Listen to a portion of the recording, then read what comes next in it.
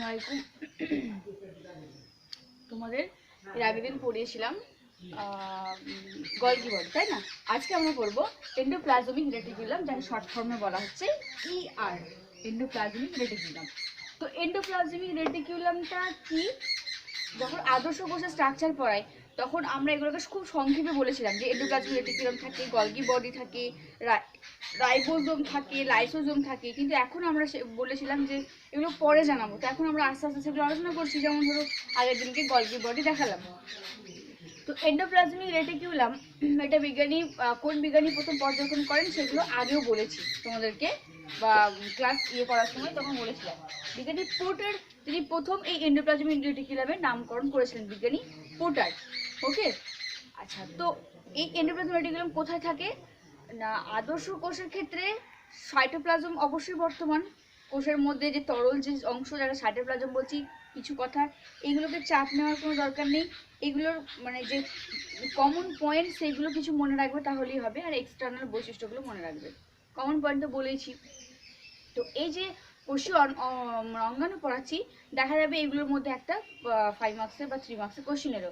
গতবারে এসেছিল mitochondria, ribosome, চলে এসছে। তো এবারে যেগুলো বাকি আছে সেগুলোর মধ্যে আসতে পারে। তো দেখো, সাইটোপ্লাজমের মধ্যে অসংখ্য অনির্দিষ্ট যে একক পর্দা বেষ্টিত থলির মতো যে অংশ সাইটোপ্লাজমের মধ্যে অবস্থান করে, যেটা রাইবোজোম যুক্ত হতে পারে, রাইবোজোম বিহীন হতে পারে, তখন সেটাকে বলা হচ্ছে এন্ডোপ্লাজমিক রেটিকুলাম। এন্ডোপ্লাজমিক রেটিকুলাম কাকে বলে? আমরা কি বলতে পারি যে সজীব ইউক্যারিওটিক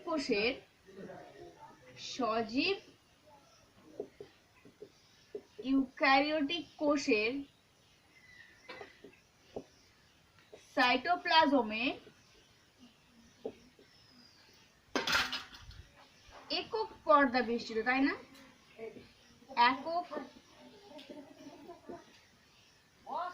দেখো, একক পর্দা, এগুলো যে একক পর্দা বেষ্টিত, যে অসংখ্য পরস্পরের সঙ্গে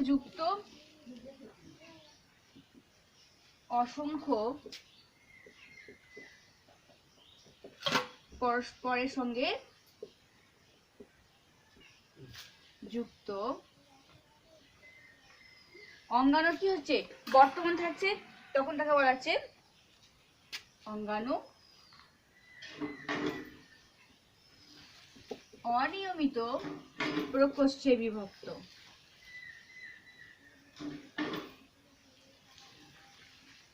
তাকে কি বলা হচ্ছে ER বা এন্ডোপ্লাজমিক রেটিকুলাম।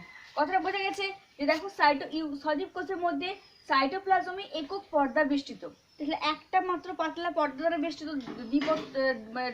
ডবল পর্দা নয়, অসংখ্য সংখ্যাটা প্রচুর হতে পারে পরস্পরের সঙ্গে যুক্ত যে অঙ্গাণু, কোষীয় অঙ্গাণু অনিয়মিত প্রকোষ্ঠে বিভক্ত, দেখা যাচ্ছে ER বা এন্ডোপ্লাজমিক রেটিকুলাম। বিজ্ঞানী পোর্টার এই ER কে প্রথম মাইক্রোস্কোপে নিচে তিনি অবজার্ভ করেছিলেন।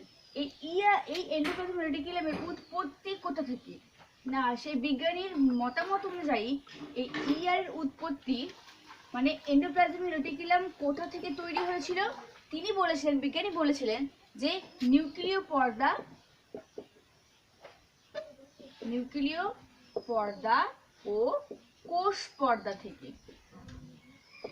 এই যে কথাটা বলছি না, যে কোষ পর্দা বা প্লাজমা মেমব্রেন, তো যখন এটা ইভলিউশন আছে, যে যখন ক্লাস 12-এ যে প্রথম যখন লাইফ অরিজিনেট হয়, প্রথম যখন জীবনের সৃষ্টি হয়েছিল, তখন হয়েছিল প্রোটোপ্লাজম, তারপরে হয়েছিল আদি কোষ ধীরে ধীরে আরো জটিলতা ধারণ করে আদর্শ কোষে পরিণত হয়েছিল। তো সেখানে একটা থিওরি ছিল যে প্যানস্পার্মিয়া থিওরি, সেখানে সিম্বায়োটিক থিওরি।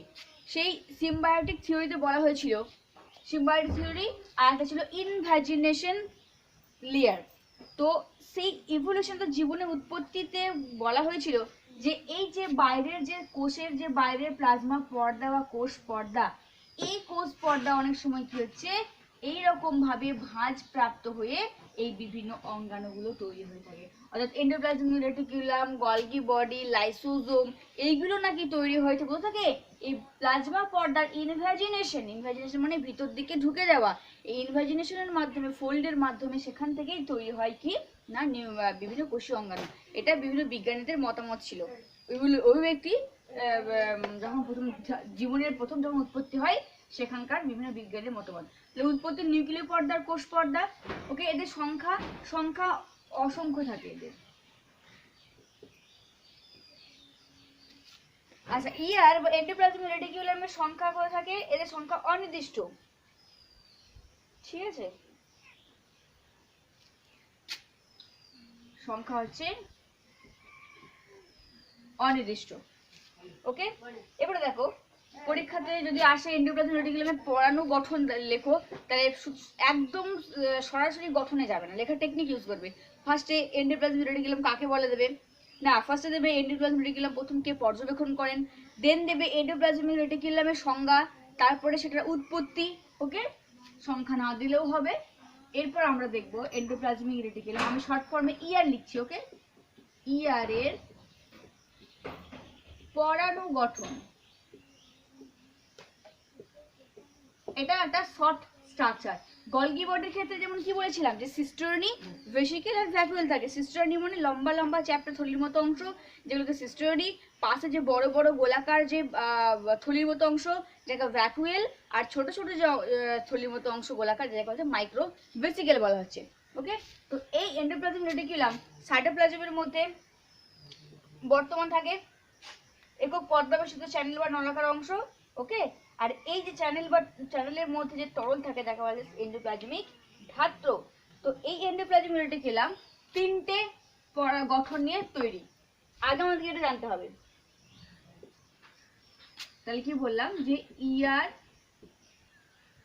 সাধারণত তিনটে গঠনযুক্ত। কি ফার্স্ট আমাদের এটা জানতে হবে কি কি? সিস্টার্নি। তাহলে দেখো আমরা সিস্টার্নি কোথায় কোথায় পেলাম? গলগি বডিতে পেয়েছি, এন্ডোপ্লাজমিক রেটিকুলামে পেলাম। দুই হচ্ছে ভ্যাকুয়েল, এটাও আমরা কমন পেয়েছি। আর যেটা কমন পাবো, যেটা এখানে এক্সটার্নাল ফিচার, সেটা হচ্ছে টিবিউলিন। সরি, এটা ভেসিকেল হবে, আর টিবিউল এটা ভ্যাকুয়েল না ভেসিকেল।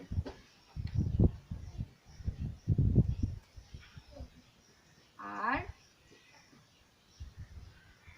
টিবিউল,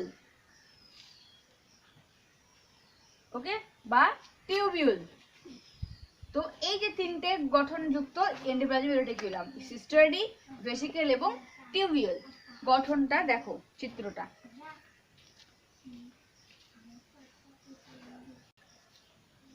দেখো, ডায়াগ্রামটা যদি আঁকি, এটা হচ্ছে নিউক্লিয় পর্দা। সেজন্যই বলা হচ্ছে নিউক্লিয় পর্দা থেকেও ইনভাজিনেশনের মাধ্যমে এটা তৈরি হয়েছিল। নিউক্লিয় পর্দা, এখানে কিছু ওপেনিং থাকে যেটা হচ্ছে তোমার নিউক্লিয় ছিদ্র। নিউক্লিয় ছিদ্র, এই যে লম্বা লম্বা যে এটা তাহলে নিউক্লিয়াসের সঙ্গে মানে তোমার সাইটোপ্লাজমের মধ্যে থাকে, এই যে বললাম উৎপত্তিটা নিউক্লিয় পর্দা। এই নিউক্লিয় মানে বিজ্ঞানীদের মত অনুসারে যে আমরা এইগুলো তো আমরা নিজে চোখে দেখিনি, কারণ এগুলো তো মাইক্রোস্কোপের নিচে অবজার্ভ করা জিনিস না, খালি চোখে দেখা যাবে না। তো এটা কি হচ্ছে যে নিউক্লিয়ার যে পর্দা, সেই পর্দা ইনভাজিনেশনের মাধ্যমে, ইনভাজিনেশন মানে ভিতর দিকে ঢুকে ফোল্ড হওয়া, ইনভাজিনেশনের মাধ্যমে কি হচ্ছে তৈরি হয়েছে এন্ডোপ্লাজমিক রেটিকুলাম। এই যে লম্বা চ্যাপ্টার মতো অংশকে সিস্টার্নি বলা হচ্ছে, আর এই বড় বড় যে অংশগুলো বলা হচ্ছে ভেসিকেল। ঠিক আছে, এবারে দেখো যদি আমি একটা সেলের মধ্যে স্ট্রাকচারটা দেখাই তাহলে কেমন দেখতে হবে, এটা বোঝা গেছে? বোর্ডটা ছোট, নাহলে এই ডায়াগ্রামগুলো সব এক জায়গায় করে পাশাপাশি রাখা যেত। বোর্ডটা ছোট, তার জন্য এগুলো মুছতে হচ্ছে। ওকে, যদি আমি একটা সেলের স্ট্রাকচার আঁকি,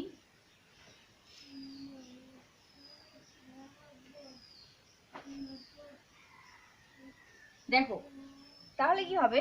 সেলের এখানে হচ্ছে নিউক্লিয়াস, ঠিক আছে? আচ্ছা, এই যে নিউক্লিয়াসের চারিপাশে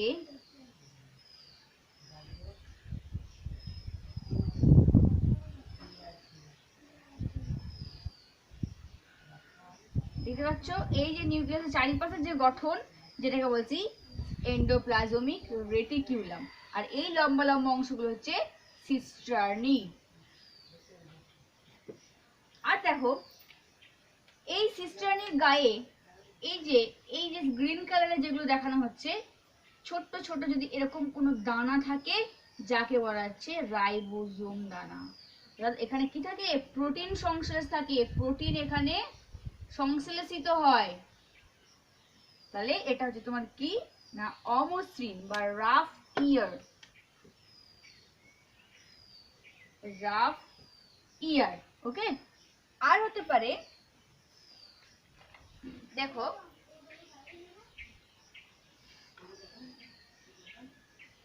আর কিছু কি হবে, এরকম গঠন লক্ষ্য করা যাবে যেগুলো হচ্ছে কি না কোনো রাইবোজোম দানা নেই। তাহলে এটা হচ্ছে তোমার মসৃণ, এটা হচ্ছে মসৃণ ইয়ার। বোঝা গেছে কোষের মধ্যে। এরপরে যদি আমি আবার এমনটা দেখাই যে ধরো সিস্টার্নিগুলোকে যদি আমি ড্র করি, তাহলে কেমন হবে?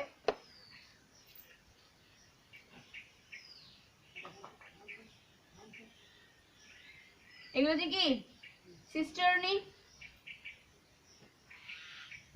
আর এই সিস্টার্নির মধ্যে থাকা অর্থাৎ অমসৃণ এগুলো, এই যে গ্রিন কালারের যেগুলো দেখতে পাচ্ছ, এগুলো হচ্ছে রাইবোজোম, রাইবোজোম দানা। এগুলো হচ্ছে রাইবোজোম গ্রানিউলস, রাইবোজোম দানা। আর এটা কিসের স্ট্রাকচার আমরা দেখতে পাচ্ছি না রাফ, রাফ ইয়ার। বোঝা গেছে? আর এই লম্বা লম্বা অংশগুলো যে কি সিস্টার্নি, তাই না? আর কি থাকে? আর থাকে এরকম ধরনের একসঙ্গে জলবদ্ধভাবে বা আলাদা আলাদা ভাবে কি থাকে ভেসিকেল। ভেসিকেল যে কি থলির মতো অংশ, চ্যাপ্টার থলির মতো অংশ ভেসিকেল। আর এখানে বললাম কিছু টিউবের মতো স্ট্রাকচার থাকে, অর্থাৎ এই ধরনের কিছু স্ট্রাকচার এন্ডোপ্লাজমিক রেটিকুলামেতে লক্ষ্য করা যায়। এগুলো তোমার কি টিউবিউলিন।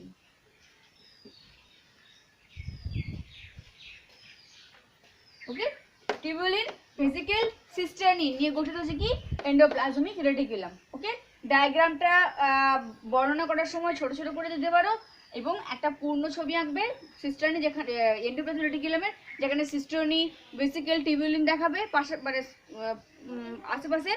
আর বর্ণনা দেওয়ার সময় ছোট ছোট করে পাশে পাশে এঁকে দেবে কোনটা সিস্টার্নি, কোনটা ভেসিকেল, কোনটা টিউবিউলিন ইত্যাদি। ওকে, তাহলে তিনটে গঠন পর্ণ গঠনের মধ্যে আমরা পেলাম তিনটে। কি কি? ফার্স্ট হচ্ছে সিস্টার্নি, এক হচ্ছে সিস্টার্নি। দেখো সিস্টার্নিটা কি গলগি বডিতে পড়েছিলাম আমরা, তাই না? যে সিস্টার্নি হচ্ছে এটা এন্ডোপ্লাজমিক রেটিকুলামের দেখতে চ্যাপ্টা লম্বা থলির মতো, লম্বা হচ্ছে তোমার কি থলির মতো, শাখাবিহীন। ওকে, এখানে কি থাকে এর গায়ে রাইবোজোম দানা থাকে, অর্থাৎ এই যে স্ট্রাকচারটার কথা বলছি এটা হচ্ছে তোমার কি সিস্টার্নি। কেমন দেখতে? চ্যাপ্টা থলির মতো অংশ যেখানে এন্ডোপ্লাজমিক তরল বা ধাত্র, এন্ডোপ্লাজমিক ধাত্র বর্তমান থাকে। আর হচ্ছে কি এখানে রাইবোজোম যে দানা, সেই দানা এর সঙ্গে যুক্ত থাকে, যাকে বলা হচ্ছে সিস্টার্নি। এবং এই সিস্টার্নিগুলো কি হয় পরস্পরের সঙ্গে সমান্তরালভাবে অবস্থান করছে। ওকে, দুই হচ্ছে ভেসিকেল। ভেসিকেলটা কি পর্ণ গঠনের মধ্যে না এগুলি গোলাকার বা ডিম্বাকার পর্দা বেষ্টিত একটা গহ্বর। এরা কখনো কখনো সাইটোপ্লাজমের দলবদ্ধভাবে ডিম্বাকার হতে পারে বা গোলাকার হতে পারে। কি গোলাকার বা ডিম্বাকার একটা পর্দা বেষ্টিত গহ্বর, যেখানে হচ্ছে কি সাইটোপ্লাজমের মধ্যে এরা কখনো কখনো এক জায়গায় অবস্থান করে, কখনো কখনো আবার দূরে দূরে ছড়িয়ে ছিটিয়ে অবস্থান করে। ওকে, এরা অগ্নাশয় কোষে বেশি করে লক্ষ্য করা যায়। এটা কোথায় দেওয়া যায়? ভেসিকেল অগ্নাশয় কোষে। অগ্নাশয় বোঝো তো, সেই অগ্নাশয় কোষে দেখা যায়। আর এই ভেসিকেলকে বলা হয় কি না মাইক্রোজোম বলা হয় এদেরকে। এটা লিখে নাও যে ভেসিকেলগুলোকে আর কি বলা হয়? মাইক্রোজোম। এদেরকে বলা হচ্ছে মাইক্রোজোম। তাহলে বলবে যে এই ভেসিকেলের কাজ কি? আর সেই কাজ যে এরা কি করে বিভিন্ন বস্তু ক্ষরণ করবে, উৎসেচক প্রোটিনকে এক জায়গা থেকে আরেক জায়গায় কি করবে, এরা স্থানান্তর করতে সাহায্য করে, যেমন গলগি বডি পড়েছিলাম সেম কাজ। সিস্টার্নি হলো, ভেসিকেল হলো, আর থার্ড স্ট্রাকচার কি, এই যে এর আন্ডারে লেখা কথাগুলো বলছি সেগুলো লিখবে, পরীক্ষাতে লিখতে হবে।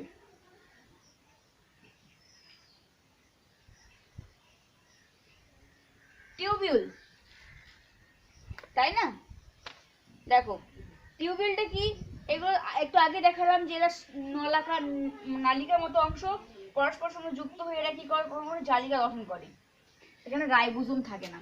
এটা হচ্ছে কি, এই যে ধরো বললাম যে নলাকৃতি অংশ, এটা কি হয়, কখনো কখনো পরস্পরের সঙ্গে যুক্ত থাকে, মানে এরা কানেক্ট থাকে একে অপরের সঙ্গে। ওকে, এরা একে অপর, এখানে দেখাচ্ছি ডায়াগ্রামটা,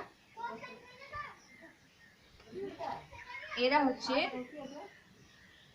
এইভাবে কি হয় না, পরস্পরের সঙ্গে যুক্ত থাকে, কানেক্ট থাকে, দিয়ে কি তৈরি করে, না জালক তৈরি করে। এখানে কিন্তু ইয়ার থাকে না, ইয়ার সরি রাইবোজোম থাকে না, এখানে রাইবোজোম থাকে না। তাহলে সিস্টার্নিতে রাইবোজোম থাকে কিন্তু টিউবুলিন থাকে না। এই টিউবুলিন গুলো এন্ডোপ্লাজমিক রেটিকুলামের মধ্যে কি হয়, ওই শাখার মতো নলাকার যে অংশগুলো শাখা প্রশাখা যুক্ত, কিন্তু সিস্টার্নি শাখা প্রশাখা যুক্ত নয়, কিন্তু টিউবুলিন শাখা যুক্ত, যেটা পরস্পর সঙ্গে যুক্ত হয়ে জালক তৈরি করে। এখানে কিন্তু এন্ডোপ্লাজমিক রেটিকুলাম রাইবোজোম থাকে না।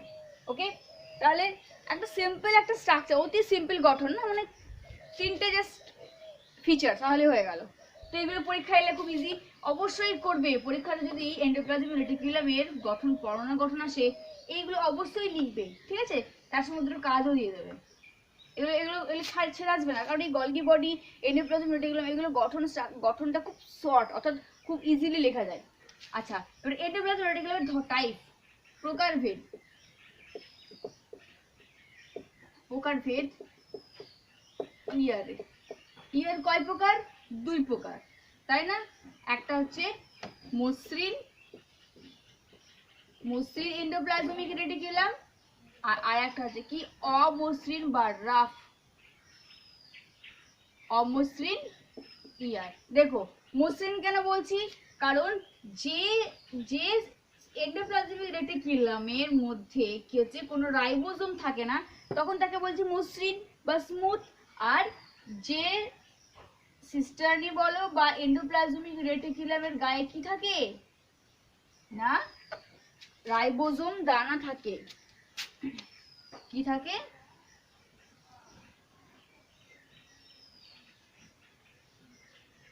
রাইবোজোম থাকে, তখন তাকে বলা হচ্ছে অমসৃণ বা রাফ। তাহলে আমরা বলতে পারি যে এখানে কি হচ্ছে রাইবোজোম বর্তমান, আর এখানে হচ্ছে কি না রাইবোজোম থাকে না। তাহলে দুই রকমের, এখন যে মসৃণ এন্ডোপ্লাজমিক রেটিকুলাম যেখানে রাইবোজোম থাকে না, আর একটা অমসৃণ এন্ডোপ্লাজমিক রেটিকুলাম যেখানে কি আছে রাইবোজোম থাকে। ওকে, এটা মনে রেখো। আর দেখো এই মসৃণ বা মসৃণ এসইআর বা একে বলা হচ্ছে কি আর নাম বলা হয় এস ই আর, আর এটা হচ্ছে R E R, rough endoplasmic reticulum, smooth endoplasmic reticulum. এই স্মুথ এন্ডোপ্লাজমিক রেটিকুলামের মধ্যে আর কি বৈশিষ্ট্য আমরা দেখতে পাবো, যে এরা হচ্ছে এদের প্রধান উপাদান টিউবিউলিন এবং ভেসিকল, এদের প্রধান উপাদান ভেসিকল ও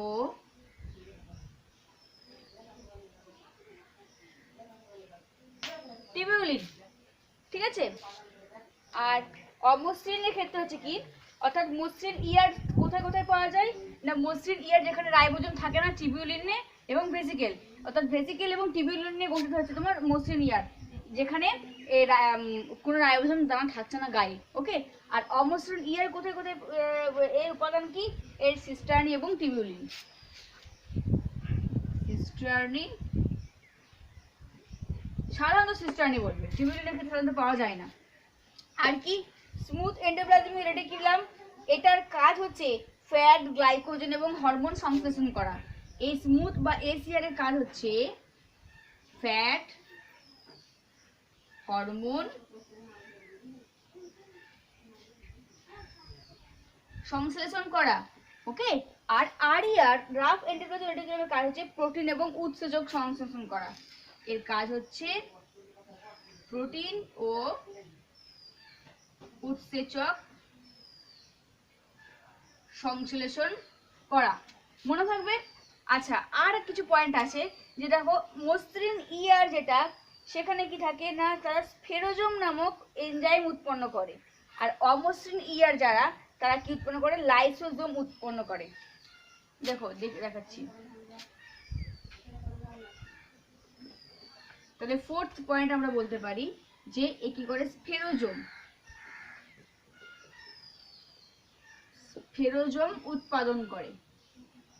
স্ফেরোজোম মানে একটা উৎসেচক, আর অমসৃণ ইআর কি করে, লাইসোজোম উৎপন্ন করে। লাইসোজোম উৎপন্ন করে, ওকে। আচ্ছা, স্মুথ ইআর বা এন্ডোরেটিকুলাম, এখানে রাইবোফোরিন থাকে না, এখানে একটা উপাদান রাইবোফোরিন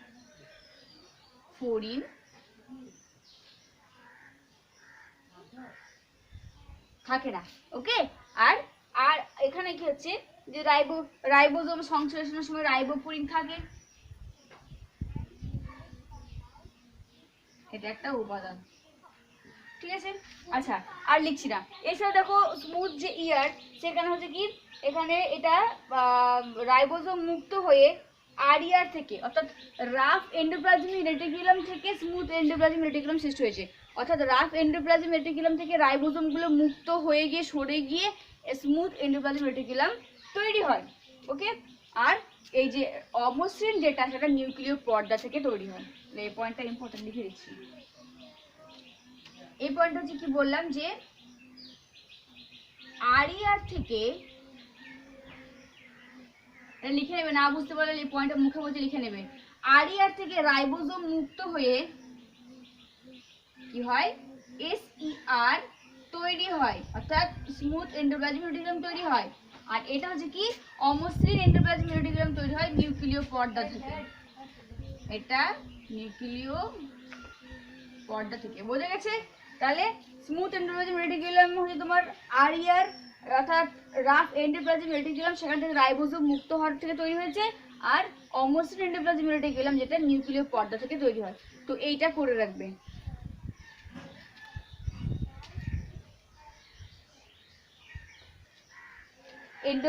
স্মুথ এন্ডোপ্লাজমিক রেটিকুলাম আর রাফ অমসৃণ এন্ডোপ্লাজমিক রেটিকুলাম, এর পার্থক্যটা করে রাখবে, ওকে।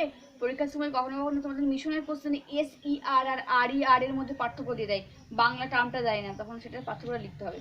দেখো এবার যে এন্ডোপ্লাজমিক রেটিকুলামের কাজ, এক হচ্ছে যান্ত্রিক দৃঢ়তা প্রদান করা, এটা করে রাখবে, ইম্পর্টেন্ট। যান্ত্রিক দৃঢ়তা প্রদান করা, ওকে। কি করে, এই যে বলছি, সাইটোপ্লাজমের কাঠামো গঠন করে এবং প্রোটোপ্লাজমকে দৃঢ়তা প্রদান করে। অর্থাৎ এন্ডোপ্লাজমিক রেটিকুলাম করে সাইটোপ্লাজমের যে কাঠামো, সেই কাঠামোটা তৈরি করে এবং প্রোটোপ্লাজমকে যান্ত্রিক দৃঢ়তা প্রদান করে। এর আন্ডার যে কথাগুলো বললাম, সেগুলো তোমরা লিখে পরীক্ষাতে, আমি এখন লিখে দিচ্ছি না, মুখে বলে দিচ্ছি, শুনে নাও। পরীক্ষার সময় লিখতে হবে যে যান্ত্রিক দৃঢ়তা প্রদান করা হচ্ছে যে এন্ডোপ্লাজমিক রেটিকুলাম সাইটোপ্লাজমের কাঠামো তৈরি করে এবং প্রোটোপ্লাজমের দৃঢ়তা বজায় রাখে, ওকে। আর যে কি, বিপাকীয় পদার্থের কি করতে থাকে, পৃথকীকরণ করে থাকে। দ্বিতীয় কাজ কি, বিপাকীয় পদার্থের পৃথকীকরণ করায়। বিপাকীয় পদার্থের পৃথকীকরণ করায় মানে, এই এন্ডোপ্লাজমিক রেটিকুলাম এর পর্দা, যেটা একক পর্দা বেষ্টিত, অভিস্রাবণ চাপকে নিয়ন্ত্রণ করে এবং বিভিন্ন বিপাকীয় পদার্থকে পৃথক করে রাসায়নিক পদ্ধতিতে।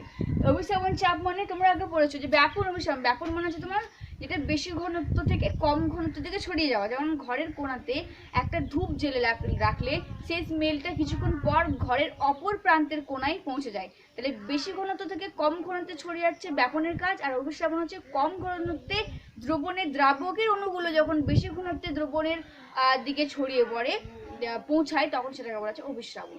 তো এই অভিস্রাবণ মেথড প্রক্রিয়ায় ওই যে এন্ডোপ্লাজমিক রেটিকুলামের একক পর্দা বেষ্টিত, সেই একক পর্দা হচ্ছে কি অভিস্রাবণ চাপটাকে নিয়ন্ত্রণ করে, যার ফলে কি হয় না সেখানের মধ্যে থাকা যে বিপাকীয় বস্তু, সেই বিপাকীয় বস্তুগুলোকে অন্যান্য বস্তু থেকে আলাদা করে রাখতে সাহায্য করে কে এন্ডোপ্লাজমিক রেটিকুলাম। আর কি কাজ করে, কোষের অভ্যন্তরীণ পরিবহন করে। পয়েন্টগুলো কিন্তু খুব সুন্দর সুন্দর।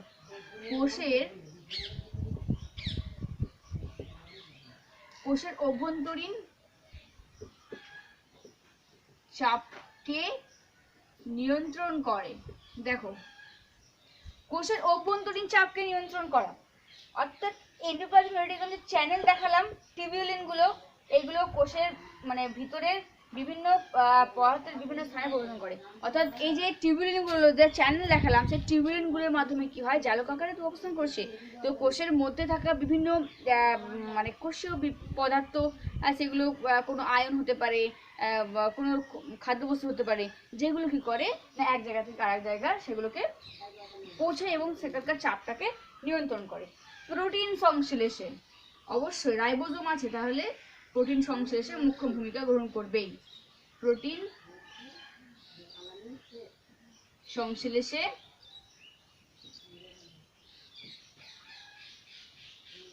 ভূমিকা পালন, তাই না?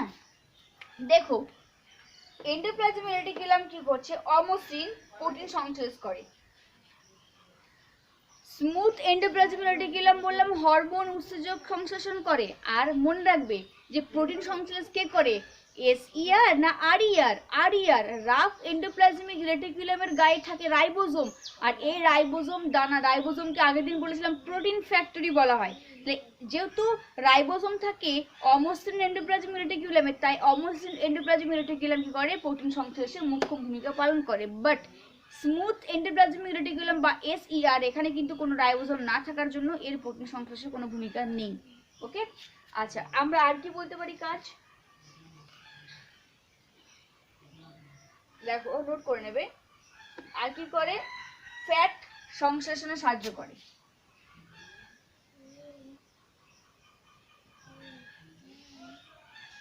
ফ্যাট সংশ্লেষণে সাহায্য করে।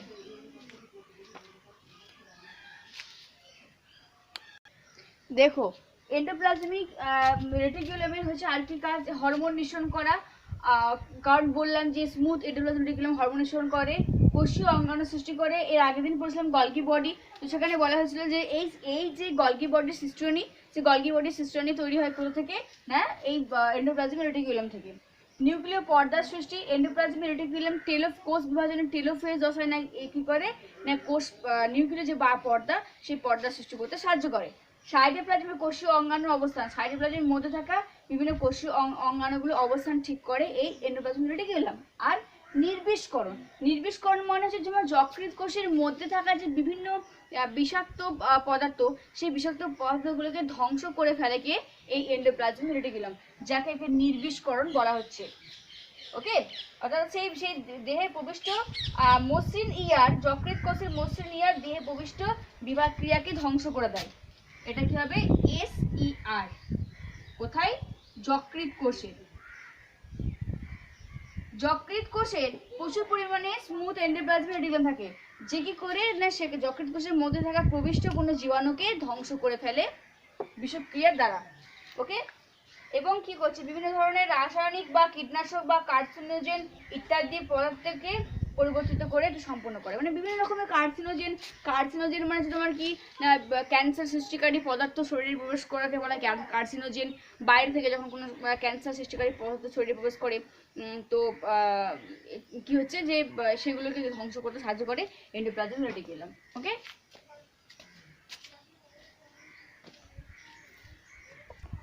এই তিনটে জিনিসটা দেখে নাও। সার্কোপ্লাজমিক রেটিকুলাম, এটা বলেছিলাম যে এটা পেশি পড়ার সময় তোমরা ফিজিওলজিতে পড়বে যে সার্কোপ্লাজমিক রেটিকুলাম হচ্ছে পেশি কোষের মধ্যে, পেশি কোষের সাইটোপ্লাজমে যে টিউবুলিনগুলো, এই টিউবুলিনগুলো যে দেখালাম, সেগুলো পেশি কোষের সাইটোপ্লাজমের মধ্যে যখন অবস্থান করে ঘন সন্নিবিষ্টভাবে, তখন সেটাকে বলা হচ্ছে জালিকাকারে। পেশি কোষের সাইটোপ্লাজমের টিউবুলিনগুলো যখন জালিকাকারে অবস্থান করছে, তখন সেটাকে বলা হচ্ছে সার্কোপ্লাজমিক রেটিকুলাম। ওকে, এই যে রেটিকুলাম হচ্ছে তোমার কি না সাইটোপ্লাজমের মধ্যে যখন টিউবুলিনগুলো অবস্থান করে জালকাকারী তখন তাকে বলা হচ্ছে সার্কোপ্লাজমিক রেটিকুলাম। অ্যানিউলেট ল্যামেলি কি অমেরুদণ্ডী প্রাণীদের শুক্রাণু ও ডিম্বাণুর মাতৃকোষের যে এন্ডোপ্লাজমিক রেটিকুলাম পর্দাটা ছিদ্রযুক্ত হয়। ওকে, এই ছিদ্রযুক্ত পর্দাটাকে বলা হচ্ছে, অর্থাৎ এন্ডোপ্লাজমিক রেটিকুলামের যে পর্দা, যে মেমব্রেন একক পর্দা বেষ্টিত, সেটা হচ্ছে ছিদ্রাল হয়, ছিদ্রযুক্ত হয়, স্পটযুক্ত। তো সেই জন্য এটাকে বলা হচ্ছে কি অ্যানিউলেট ল্যামেলি। আর মায়োলেট বডি কি না মাইলয়েড বডি হচ্ছে রেটিনা, আমাদের চোখে যে রেটিনা কোষ আছে যেটা তোমার কি পরিষ্কার মাধ্যম হিসেবে কাজ করে, সেই রেটিনার রঞ্জক কোষের মধ্যে স্মুথ এন্ডোপ্লাজমিক রেটিকুলাম ও টিউবুলিন গুলো ঘন সন্নিবিষ্ট থাকে, যাকে বলা হচ্ছে মাইলয়েড বডি। বোঝা গেছে? তাহলে এন্ডোপ্লাজমিক রেটিকুলামটা নোট করে নেবে খাতাতে ভালোভাবে।